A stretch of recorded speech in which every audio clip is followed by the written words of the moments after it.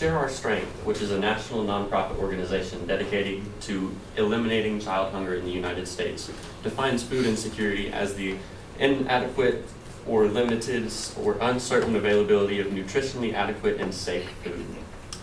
In the United States, 20% of children, or 1 in 5 children, suffer from food insecurity at any given time. If we want to be successful leaders of our community, then we must act now to ensure that no children has to worry about where their next meal comes from.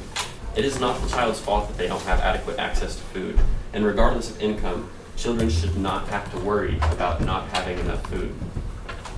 It doesn't matter if they're going hungry due to a lack of resources, a lack of programs, or a lack of accessibility. As a society, we cannot lack empathy for these children any longer. Lawrence needs more comprehensive food programs to help alleviate child hunger. We're going to analyze this crisis for you today because food insecurity is a crisis that is embedded in our society. Analyzing this problem, we're going to discuss the need for better food programs in Lawrence, why this is a local problem and how $25,000 is going to solve this, what programs we currently have and what we plan to expand upon, and how we're going to spread awareness and essentially solve this problem. So to begin, I'm going to pass it off to Abby, who's going to talk about the need for better food programs in Lawrence and how important nutrition is for the development of a child. So 38% of all students in the state of Kansas are currently on free and reduced lunch programs. According to the Kansas State Department of Education, 38% of all students were on this program in 2014, and that number only continues to rise. To put that in perspective for you, there were 12,000 students that applied for the free and reduced lunch program in Lawrence, Kansas this past year, and only 4,500 of those students got approved for that program. In addition to this, not all students that are eligible even apply for the program because it's such a difficult process and they don't make it that easy and accessible. So just to give you a couple numbers, 40% of all students at Lawrence High School are on free and reduced lunch, and 27% of all students at Lawrence Free State High School are on free and reduced lunch. So the Indiana Department of Education has a really good way to combat this. They had a very successful implementation of a program where the government sent applications to the house of all students that were eligible for free and reduced lunch, and they made sure that every student who was eligible and sent in their application that was sent to their house got served in some way at school every day, so they had some source of nutrition coming in. So the eligibility is done by income. The National School Lunch Program are the ones that vet all of that applications. They make sure that it's as fair as it can be, although income is not always accurate to any given circumstance. The Community Eligibility Provision Program was implemented in Kansas in 2010, and basically what that is the government goes through and decides which communities and towns have the biggest need for the free and reduced lunch program, and the government will subsidize and pay for lunch for all students in those schools.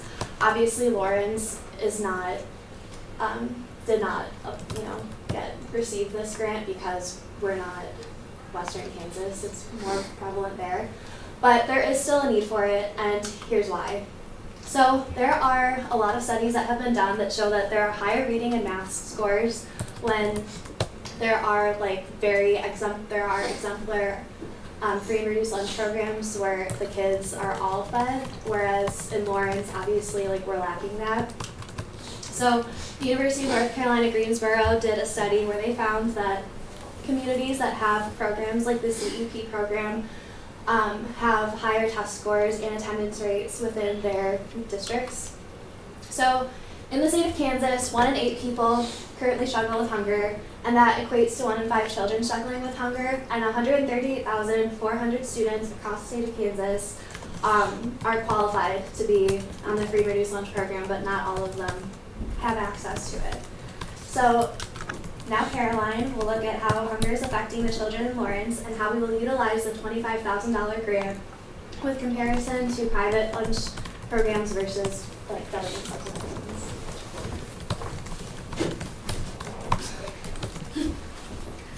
Summer is a time where children cannot rely on school lunch programs, and this leaves the possibility of going to bed hungry for 2 months every single night, which can be terrifying for not only the children but their parents as well.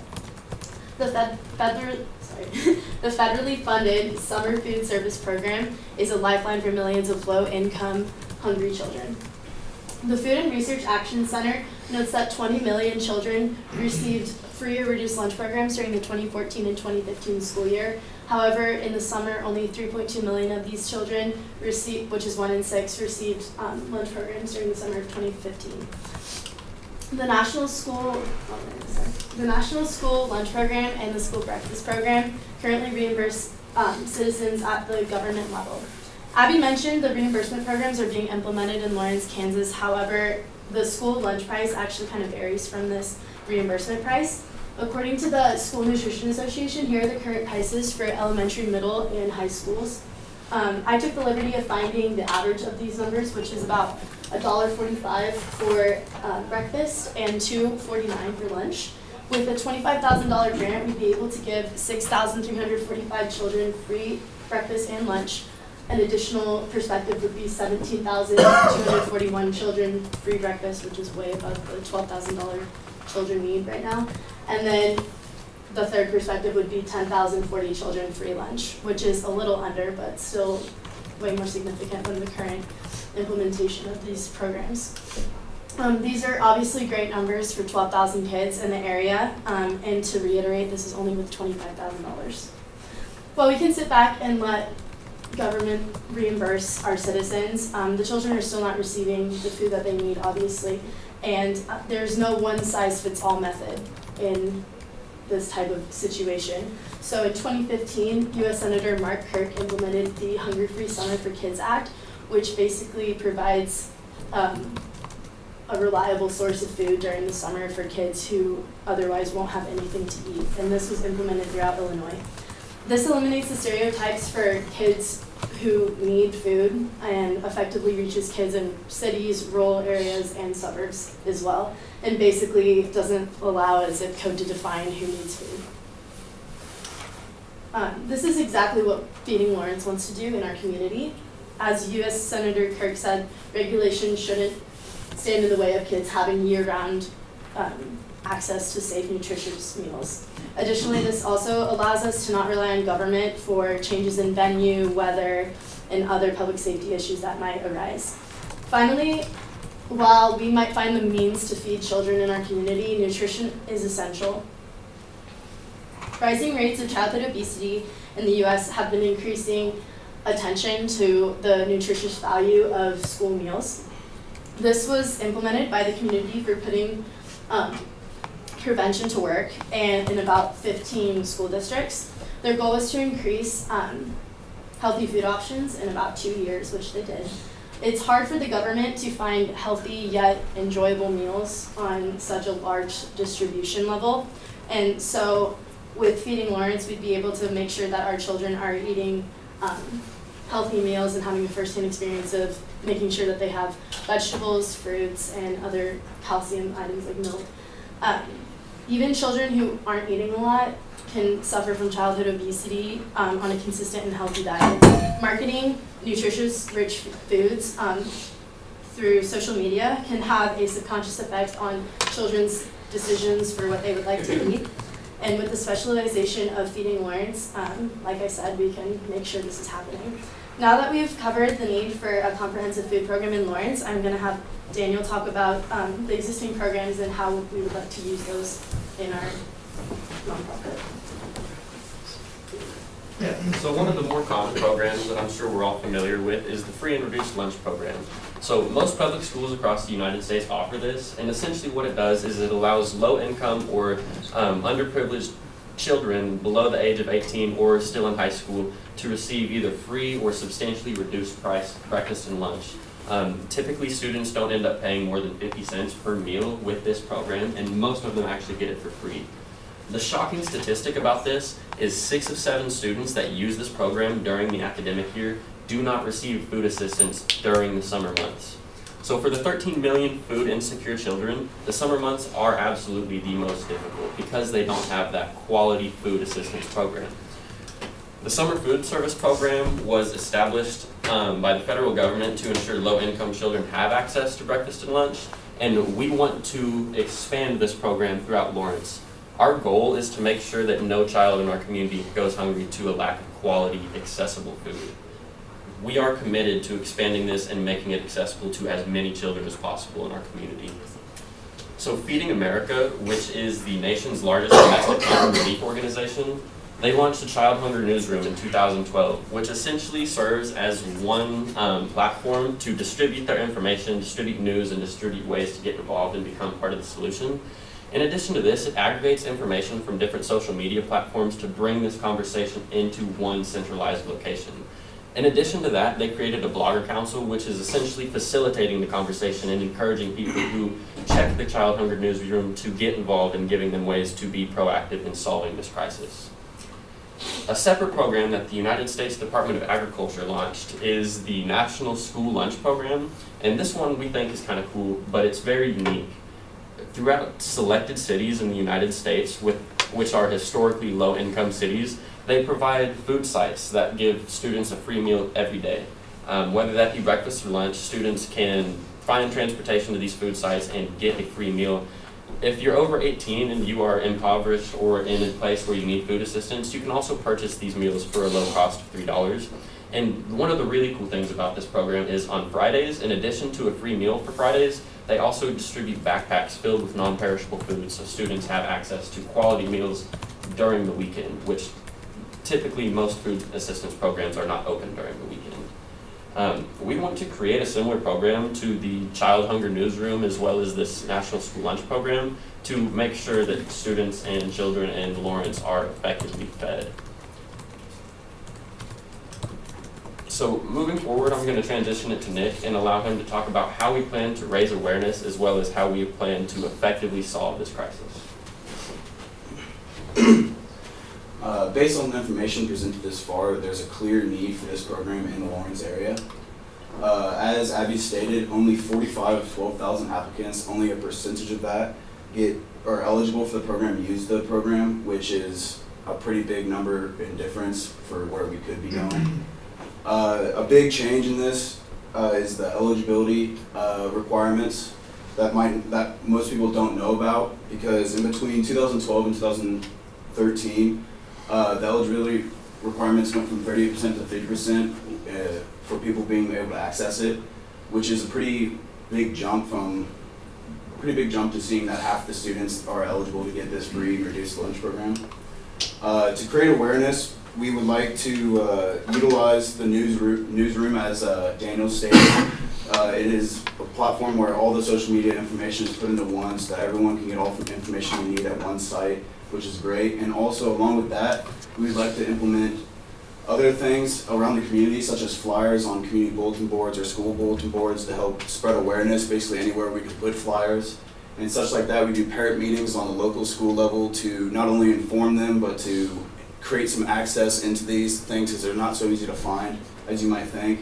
And with that, we're going to do some web links on local school websites. That way it's an easy access right to the application page to help them kind of get where they're going and not try to get lost in the web these days.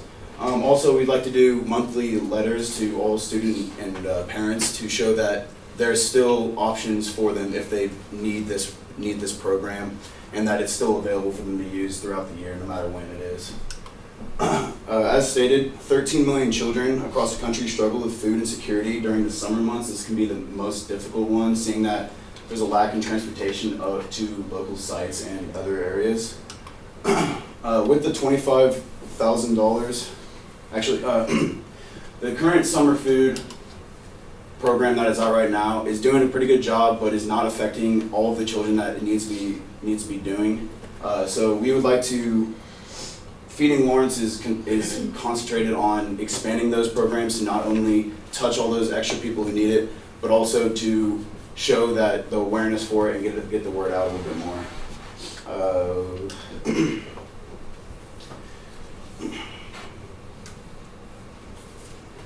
If we receive the $25,000 grant, we'll use it first year to pay for all meals for local students that need it the most. And if you see here, as stated previously, that is a sizable number of students that could use this money and to not only feed them, but to help them with academic success in the future.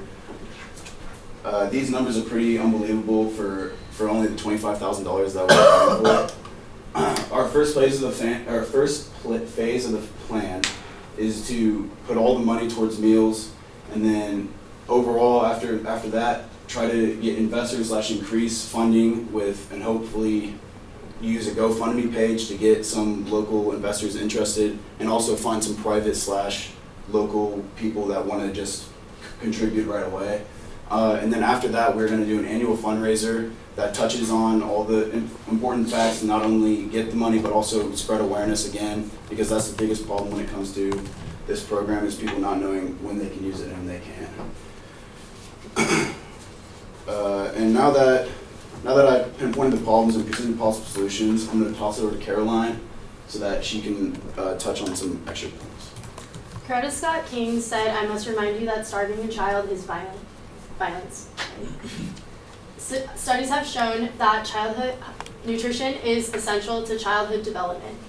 With the 12,000 kids in Lawrence right now, there's an obvious need for our program here in our community. With the $25,000 grant, we are sure that we will be able to run our program for 1 year, using it only for meals and using our own expenses for transportation, because we're so dedicated to this mission. In the 6 months following, we are confident that we will be able to secure additional funding from private investors and other people who have seen the impact we've made on our community. We are asking you to be a part of the solution today. Feeding Lawrence is dedicated to helping children and making sure that no one ever has to go to bed hungry again in this community, and then in the future in Kansas, in all of Kansas. We are asking you today to help us tackle this crisis and help us feed Lawrence. Thank you.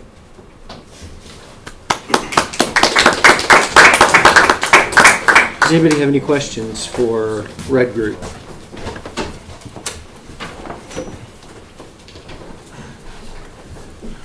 How would students and their parents gain access to this funding?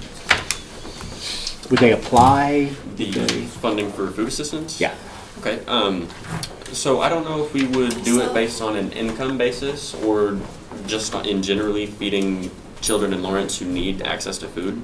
I don't think that we plan an application process or anything like that, because we don't want to be discriminatory for whatever situation children are going through.